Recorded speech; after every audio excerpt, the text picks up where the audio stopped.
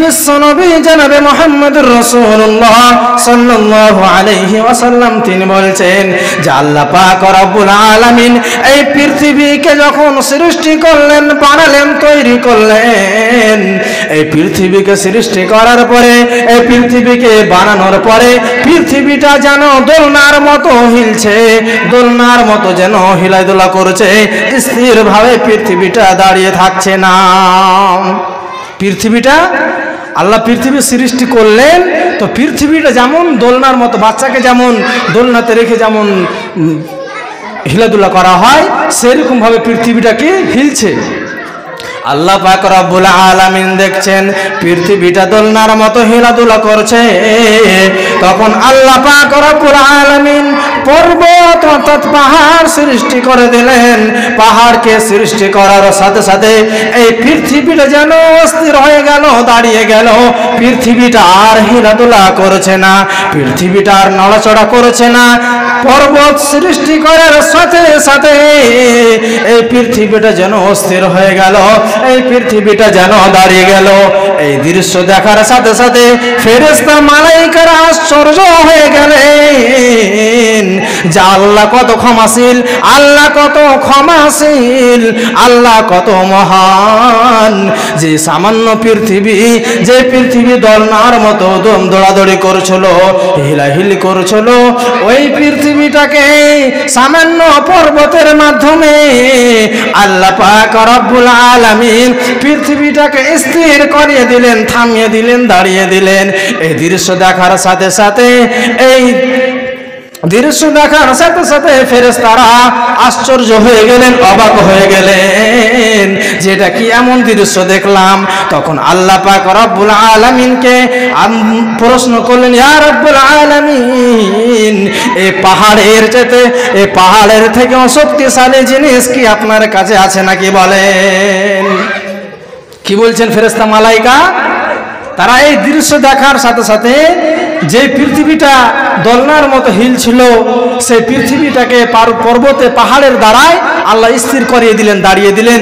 আর এই দৃশ্য দেখার সাথে সাথে ফেরেশতারা অবাক হয়ে গেলেন, আশ্চর্য হয়ে গেলেন যে যেই পৃথিবী হিলাদুলা করছিল আর সামান্য পর্বতের মাধ্যমে আল্লাহ এই পৃথিবীটাকে দাঁড় করিয়ে দিলেন, স্থির হয়ে গেল।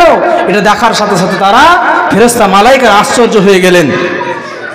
আশ্চর্য হওয়ার পরে আল্লাহ পাক রব্বুল আলামিন কে বলছেন, ওগো মাবুদ, ওগো দয়ালু, ওগো রব্বুল আলামিন, আপনি আমাদেরকে যে এমন একটি দৃশ্য দেখালেন যে পর্বতের কারণে পৃথিবীটা স্থির হয়ে গেল, পৃথিবীটা যেন দাঁড়িয়ে গেল, বলেন তো দেখি হে মহান রব্বুল আলামিন, হে মহামহিমাময় আল্লাহ পাক রব্বুল আলামিন, ইয়া রব্বুল আলামিন, আমাদের প্রশ্ন যে এই পর্বতের থেকে, এই পাহাড়ের থেকেও কোনো ক্ষমতাশীল জিনিস আছে কিনা আপনি দেখান। আপনি বলে দেন এই পাহাড়ের পর্বতের থেকেও শক্তিশালী ক্ষমতাশীল জিনিস কিছু আছে নাকি। তখন আল্লাহ পাক রব্বুল আলামিন বললেন, ক্বালা নাম, অবশ্যই আছে। পর্বতের চেয়েও শক্তিশালী জিনিস হলো লোহা, এমন লোহা যে পর্বতকে ছিদ্র বিছিদ্র করে দিবে। পর্বত হলে এমন একটি শক্তিশালী জিনিস যে পর্বত, যে লোহা পর্বতকে ছিদ্র করে দিবে, শেষ করে দিবে। আবার আল্লাহ পাক রব্বুল আলামিনকে প্রশ্ন করলেন, ইয়া রব্বুল আলামিন, এই লোহার থেকেও শক্তিশালী জিনিস কিছু আছে নাকি। তখন আল্লাহ পাক রব্বুল আলামিন আবার বললেন, ক্বালা নাম, হ্যাঁ অবশ্যই লোহার থেকেও শক্তিশালী জিনিস একটা রয়েছে, যেটার নাম হলো আগুন। আগুন এমন একটি বস্তু, আগুন এমন একটি জিনিস যে আগুনের মধ্যে যদি কোনো জিনিসকে ফেলা হয় তাহলে সেটা জ্বলে ছাই হয়ে যাবে। যদি লোহাকে আগুনের মধ্যে নিক্ষেপ করা হয়, লোহাকে যদি আগুনের মধ্যে ফেলা হয় তাহলে দেখবেন কিছু মুহূর্তের মধ্যে, কিছু সময়ের মধ্যে লোহাটা দেখবেন গলে শেষ হয়ে যাবে। তার মানে লোহার থেকে শক্তিশালী জিনিস হলো আগুন। আবার আল্লাহকে জিজ্ঞাসা করলেন, ইয়া রব্বুল আলামিন, আমরা তো দেখলাম লোহার থেকে শক্তিশালী জিনিস হলো আগুন, এবার বলেন দেখি আগুনের থেকে শক্তিশালী জিনিস কিছু আছে নাকি। তখন আল্লাহ পাক রব্বুল আলামিন বললেন, ক্বালা নাম, অবশ্য আগুনের থেকেও শক্তিশালী জিনিস একটা রয়েছে, যেটার নাম নাম হলো হাওয়া অর্থাৎ বাতাস। যখন হাওয়া আরম্ভ হবে দেখবে আগুনকে কোথায় উড়িয়ে নিয়ে চলে যাবে, আগুন থাকবে না।